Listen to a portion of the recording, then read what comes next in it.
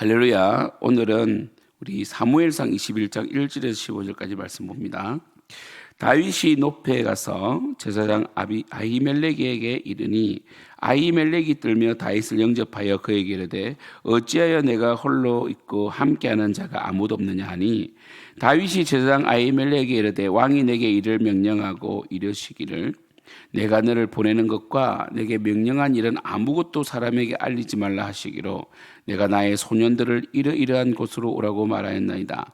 이제 당신의 수종에 무엇이 있나이까? 떡 5덩이나 무엇이나 있는 대로 내 손에 주소서하니 제사장이 다윗에게 대답하여 이르되 보통 떡은 내 수중에 없으나 거룩한 떡은 있나니 그 소년들이 여자를 가까이만 하지 아니하였으면 주리라 하는지라.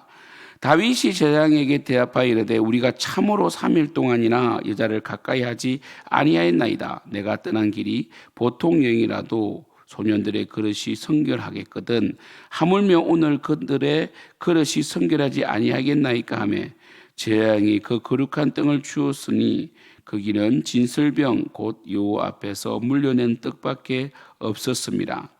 이 떡은 더운 떡을 드리는 날에 물려낸 것이니라. 그날에 사울의 신하 한 사람이 요 앞에 버물러 있었는데 그는 도액이라 이름하는 에돔 사람이요 사울의 목자장이었더라. 다윗이 아히멜렉에게 이르되 여기 당신의 수중에 창이나 칼이 없나이까? 왕의 일이 급함으로 내가 내 칼과 무기를 가지지 못하였나이다 하니 제사장이 이르되 내가 엘라 골짜기에서 죽인 블레셋 사람 골리앗의 칼이 보자기에 쌓여 에봇 뒤에 있으니 내가 그것을 가지려거든 가지라. 여기는 그것밖에 다른 것이 없느니라 하는지라. 다윗이 이르되 그 같은 것이 또 없나니 내게 주소서 하더라. 그날에 다윗이 사울을 두려워하여 일어나 도망하여 가드 왕 아기스에게로 가니 아기스의 신하들이 아기스에게 말하되 이는 그 땅의 왕 다윗이 아니니까 무리가 춤추며 이 사람의 일을 노래하여 이르되 사울이 죽인 자는 천천히요 다윗은 만반이로다 하지 아니하였나이까 한지라. 다윗이 이 말을 그의 마음에 두고 가드 왕 아기스를 심히 두려워하여 그들 앞에서 그의 행동을 변하여 미친 채하고 대문짝에 그적거리며 침을 수염에 흘리매 아기스가 그의 신하에게 이르되 너희도 보거니와 이 사람이 마치 미치광이로다. 어찌하여 그를 내게로 데려왔느냐? 내게 미치광이가 부족하여서 내가 이 자를 데려다가 내 앞에 미친 짓을 하게 하느냐? 이 자가 어찌 내 집에 들어오겠느냐 하니라. 할렐루야. 이제 다윗은 사울을 피해서 도망가고 있습니다. 이스라엘 땅이 넓지 않기 때문에 사울은 이제 조직적으로 다윗을 발본 색출하는 거죠, 그죠? 그래서 이 다윗을 찾아내려고 이제 완전히 모든 군사력을 동원하기 때문에 결국 다윗은 급하게 피하게 되고 오늘 두 가지 에피소드가 등장하는데. 하나는 다윗이 이 하나님의 성전에 가게 되고 그곳에서 제사장 아히멜렉으로부터 진설병을 먹는 장면이 하나 나오고 하나는 이 사울이 결국 이 이스라엘 땅에 거할 수가 없어서 가드 왕 아기스에게로까지 가게 되는 이러한 사건이 등장하는데 오늘 21장은 다윗의 인생 가운데 어찌 보면 이 전반기 인생 가운데 가장 큰 위기고 그리고 이 위기 속에 다윗조차도 그 신실한 다윗조차도 하나님께 묻지 아니하고 하나님께 기도하지 않고 굉장히 허둥대는 모습을 보여주게 됩니다. 우리 이제 성경은 영웅주의를 거부하죠. 그래서 늘 우리 성경은 영웅주의적인 서사적인 책이 아니라 하나님이 어떤 분이고 하나님께서 연약한 우리를 어떻게 감당해 주시는가. 그리고 우리는 얼마나 또한 이 부패하고 제약된 존재인가. 우리는 또 실수할 수 있는 존재인 것을 보여줍니다. 의인 노아도 벌거벗은 채로 포도주를 마시고 눕는 그죠 그러한 실수를 하게 되고 이로 인하여 그의 아들이 저주를 받는 사건이 일어나죠. 그리고 또 다윗은 나중에 또 우리아의 바세바를 또 범하게 되어서 엄청나게 큰 고통을 당하기도 하고요. 그 다음에 또 뭡니까? 우리 성경의 영웅들 보면 늘 또 실수를 하죠. 기도원도 그렇고. 성경은 미화시키지 아니하고 적나라하게 우리 인간의 모습을 표현하고 있다는 것이 중요합니다. 다윗은 노방으로 갑니다. 가가지고 제사장 아히멜렉을 만나게 되는데 그곳은 성전입니다. 아히멜렉이 하나님의 전을 섬기고 있었다는 것이죠. 근데 다윗은 생명의 위급함을 느끼고 이 아히멜렉도 놀라게 되죠. 왜냐하면 다윗에 대해서 알고 있고 다윗이 방문했다는 것은 전쟁의 소식이 있다는 것이잖아요. 그죠? 보통 이 다윗은 군대 장관 출신이었고 지금 천부장이지만 명실공히 이스라엘의 전쟁에 그래서 이 아히멜렉이 다윗을 왕이 아닙니까 이렇게 표현하는 것을 보면 전쟁에 능한 장수 아닙니까? 그러니까 다윗이 왔다는 것은 작전 수행을 보게 되고 전쟁이 일어났는가라는 또 이 놀라움을 자아내는 거 아닙니까? 그죠? 굉장히 놀란 거죠 아히멜렉이. 그래서 물어봅니다. 당신이 왜 혼자 왔습니까? 그죠? 보통 이 보좌관을 데리고 다니잖아요. 근데 다윗이 그때 이 하나님의 성전에서 본의 아니게 어찌 보면 이 선의의 거짓말이라고 할 수 있습니까? 아니면은 사실 이 아히멜렉은 좋은 제사장이기 때문에 자초지종을 말할 수도 있거든요. 그러니까 거짓말을 안 하더라도 지금 혼자 오게 되었다. 더 이상 묻지 말았으면 좋겠다라고 하든지 아니면 뭡니까? 사실 지금 굉장히 좀 위급한 상황이다라고 말할 수 있는데 다윗이 좀 다윗답지 않게 좀 거짓말하게 됩니다. 2절에 보면 다윗이 제사장 아히멜렉에게 이르되 왕이 내게 이를 명령하고 이르시기를 내가 너를 보내는 것과 내게 명령한 일은 아무것도 사람에게 알리지 말라 하시기로 내가 나의 소년들을 이러이러한 곳으로 오라고 말하였나이다. 이렇게 거짓말하게 돼요. 하나님의 성전에서 때로는 선의의 거짓말도 있겠지만 사실 이 다윗이 너무 이 순간은 좀 다윗답지 못한 굉장히 좀 두려움에 휩싸였던 것 같아요. 그래서 하나님 성전에서 거짓말하게 되고 그리고 3절에 이제 당신의 수중에 무엇이 있나이까 떡 5덩이나 무엇이나 있는 대로 내 손에 주소서 이렇게 말했습니다. 그때 제사장이 다윗에게 이르되 보통 떡은 없다는 거죠. 근데 거룩한 떡, 진설병, 하나님의 그 진설병, 성전의 진설병은 일주일에 한 번씩 물려내죠. 그리고 진설병은 반드시 제사장이 먹기로 되어 있습니다. 레위지파 제사장이 먹기로 되어 있는데 이 소년들이 여자를 가까이만 하지 아니하면 죽겠다 이렇게 말합니다. 다윗이 3일 동안에 여자를 가까이 하지 아니하였다 이렇게 되어 있죠. 그래서 이런 표현을 볼 때 이 거룩함, 이 경건함은 음란을 이기는 것으로 연결되어 있는 것을 알 수 있죠, 그죠? 보통 전쟁 수행 가운데서도 이스라엘은 절대로 전쟁포로 여인들을 함부로 대하지 못하게 되어 있어요.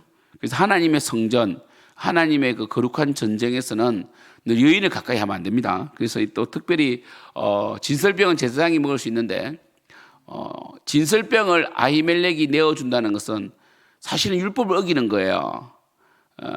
율법을 어기는 겁니다. 그런데 지금 다윗이 굉장히 생명에 위험이 있고 그리고 이 떡을 먹지 아니하면 다윗이 죽게 됩니다. 그래서 아히멜렉이 주는데 그래도 아히멜렉이 거룩함을 강조하기 위해서 그래도 아히멜렉 측면에서는 아히멜렉은 율법을 어긴 것이 아니라 이런 부분은 율법을 뛰어넘었다라고 말하는 거죠. 그죠? 만약에 율법을 지킨다고 하나님께서 명령하신 이 진설병 규례를 지키기 위하여 당신에게 떡을 줄 수 없습니다. 이러면 다윗이라는 사람은 죽었을 거예요. 그죠? 굶어서 거의 아사했을 텐데 아히멜렉은 하나님의 거룩함을 지키면서 생명을 살리는 거죠. 그래서 여인을 가까이 하지 아니하였으면 주겠다라고 해서 이 진설병의 거룩함을 아히멜렉이 나타내는 것이죠. 결국 이 다윗은 보세요. 보통 여인이라도 소년들의 그릇이 성결하겠거든. 보통 이 왕과 또 이 국방부 장관, 그죠? 이 군대 장관을 보좌하는 소년들이 함부로 행동할 수 없죠. 그러나 오늘 그들의 그릇이 성결하지 아니하겠나이까 이렇게 말합니다. 하나님의 전쟁을 수행하는데 성결하지 않겠습니까? 이렇게 말하는 것이죠. 이 또한 사실 이제 거짓말인데 물론 다윗은 지금 쫓기느라 음란한 생활을 가질 겨를도 없지만 일단 소년들이 없는 상태잖아요, 그죠? 그래서 떡을 줍니다. 떡을 주었고 더운 떡을 드린 날에 물려낸 이제 그 이전 떡을 주게 됩니다. 그때 이 다윗은 이 떡을 받고 굉장히 기뻤겠죠. 그래서 진설병이라도 사실 이 하나님께서는 진설병을 제사장 위에는 먹지 못하겠지만 생명을 살리기 위해서는 진설병을 주는 것을 하나님께서 허락하셨고, 예수님께서도 이러한 율법, 예수님이 늘 이 안식일 논쟁에 이제 휩쓸리시잖아요. 안식일 날 이제 이 서기관과 이 바리새인들은 안식일을 하면 안 된다는 그런 어떤 그 조항에 매여 있었죠. 예수님께서는 안식일 날 병을 많이 고쳐요. 당신은 왜 안식일 날 의료 사업을 합니까? 그랬을 때 예수님께서 그러죠. 아니, 너희들은 소나 짐승이 구덩이에 빠지면 재산에 손해가 될까요? 안식일을 끄집어내더라. 그런데 하나님의 자녀들을 살리는 것이 어떻게 이것을 일이라고 할 수 있느냐? 소도 살리면서 왜 하나님의 하나님 앞에서 일평생 이 병에 매여 있는 자들, 죄에 매여 있는 자를 살리는 일이 어떻게 부당하냐? 그래서 안식일의 주인은 예수님이시고, 안식일은 단순히 일을 안 하는 날이 아니라 생명을 살리는 날이다. 생명을 살리는 날이다. 이렇게 말해요. 그래서 우리가 이 안식일 날 밥을 먹고 그리고 또 운동도 하고, 그러니까 안식일 날은 생명을 살리기 위하여 축구를 하고 생명을 살리기 위해 볼링 치는 것은 허용되죠. 그죠? 이런 부분에서 웬만하면 쾌락을 위해서는 돈을 쓰지 말아야 되지만, 그래도 이 선교를 위하여 전도를 위해서라면 우리가 요즘 바쁘니까 주일날 새로운 영을 위해서 같이 놀아주고 밥도 사주고 이런 것들을 허용하죠. 이제 그죠? 그래서 이 진설병을 내어준 이 아히멜렉을 예수님도 칭찬합니다. 왜냐하면 이 율법은 조항으로서 율법의 역할은 죄를 짓지 않게 하는 것이고 거룩함을 유지하는 것이지만, 생명을 살리고 그리고 이 하나님 나라는 율법을 뛰어넘는, 율법을 지킴으로 하나님 나라를 이해했다면 이제 율법에서 자유하여 율법을 지킬 뿐 아니라 율법을 뛰어넘어서 더 적극적으로 선을 행하는 것이 바로 하나님 나라다. 그래서 진설병을 주는 것은 하나님 나라 측면에서 적극적으로 선을 행한, 그죠? 율법을 뛰어넘는 정말 거룩한 행위다, 이렇게 볼 수 있죠. 그런데 그날에 도액이라는 에돔 사람 사울의 목자장이 있었는데, 이 도액 때문에 결국 아히멜렉이 죽임을 당합니다. 이 선한 행동을 해놓고도. 그래서 참 이 악한 자들은 늘 이 자신의 영광을 위하여 선한 행위조차도 이용해 먹죠. 그 다음에 다윗이 아히멜렉에게 이르되 당신의 수중에 창이나 칼이 있습니까? 라고 물어봐요. 참 이것도 아이러니하죠. 이 성전에, 여호와의 성전에 제사장에게 칼이나 창을 빌려달라고 하는 것 있느냐고 물어보는 것도 참 아이러니한데, 그런데 그리고 이 전쟁 중에 다윗에게 창이 없다는 것도 참 신기하죠. 여러모로 정황으로 볼 때 아히멜렉도 굉장히 좀 생각을 많이 하게 했을 거예요. 근데 또 신기하게도 아마 이 전쟁에서 싸우고 이기면 고대에서는 그 전리품, 그죠? 우리 그 언약궤도 뺏겼을 때에 다곤 신상 앞에 언약궤를 갖다 놓잖아요, 블레셋 사람이.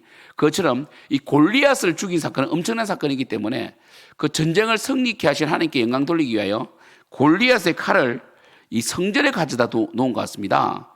그러니까 뭡니까? 9절에 제사장이 이르되 내가 엘라 골짜기에서 죽인 블레셋 사람 골리앗의 칼이 보자기에 쌓여 에봇 뒤에 있다, 이렇게 됐습니다. 내가 그것을 가지려거든 가지라. 왜? 원래는 이 전쟁에서 승리하면 이 골리앗의 칼은 다윗 것이잖아요, 그죠?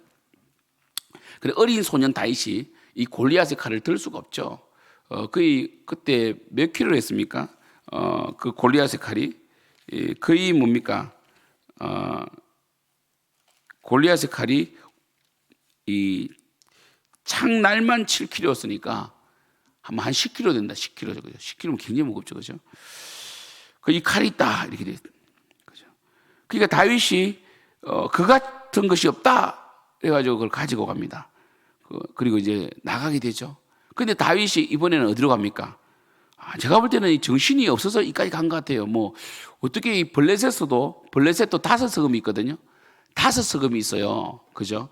그런데 이 다윗이 하필 유독 뭐 이유 없이 자신이 골리앗을 죽인 그 골리앗의 고향, 그리고 골리앗의 칼을 가지고 가도로 간 거예요. 가도로.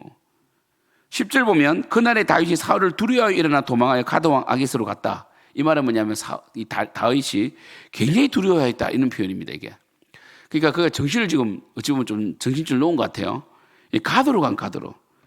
그 아기스 신하들이 다윗을 알아봐요. 다윗이 나타났다는 거예요. 그리고 이 골리앗과 직결되는 노래, 사울이 죽이냐는 천천히 다윗은 만만이다.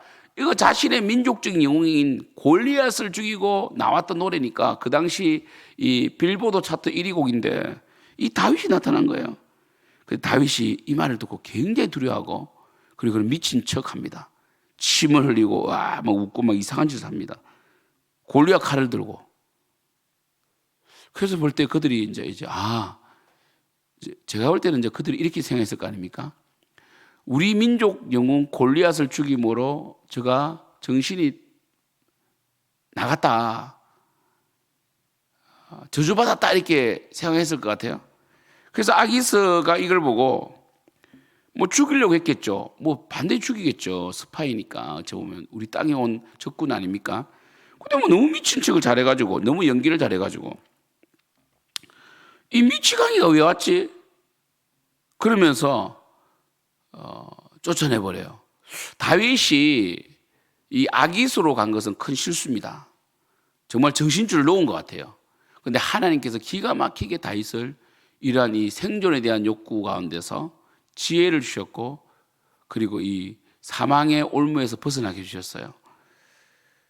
여러분, 우리의 인생 가운데서 이렇게 정말 부당한 이 대우를 당하거나 공격을 당할 때가 있어요. 정말 이 두려움이 몰려올 때도 있어요. 그럴 때 여러분, 허둥대면 안 됩니다. 다윗조차도 사울의 지금 진짜 죽이려고 이제 오지 않습니까? 근데 다윗조차도 성전에서 거짓말하게 되고, 그리고 이 골리앗을 칼을 들고 가드 땅으로 가게 됐다는 것은 이때 다윗은 굉장히 정신적으로 힘들었다는 걸 알 수 있거든요. 두려움 때문에. 여러분 인생 가운데 우리는 이제 성령님께서 강력하게 역사하시는 신약 시대를 살고 있잖아요. 인생 가운데 어렵고 두려움이 생기면 성전에 와서 기도하시고요. 그리고 그 순간순간에 주님께 지혜 주시도록, 절대로 여러분들이 너무 허둥대거나 말을 함부로 한다든지 아니면 액션을 함부로 취하지 마시고 하나님께 기도하고, 정말 그러니까 오늘 묵상은 딱 두 가지입니다. 힘들고 어렵고 굉장히 여러분이 감당할 수 없는 이 어려운 일이 발생했을 때 허둥대지 말고 기도해라. 두 번째는 뭐냐면 죄를 짓지 말라는 거예요. 거짓말 한다든지 아니면 너무 성급하게 이 행동함으로 죄를 짓는 그러한 일을 안 할 수 있기를 축복합니다. 이 두 가지를 기억하면 돼요. 사실은 어찌 보면 지금 당장 사울이 쫓아오는 것도 아니고 다윗 스스로 두려움에 빠진 거거든요.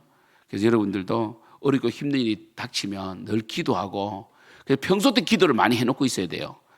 늘 기도하고, 그리고 절대로 어려운 가운데서 죄 짓는 일을 줄여나가는 그런 여러분이 되기를 축복합니다.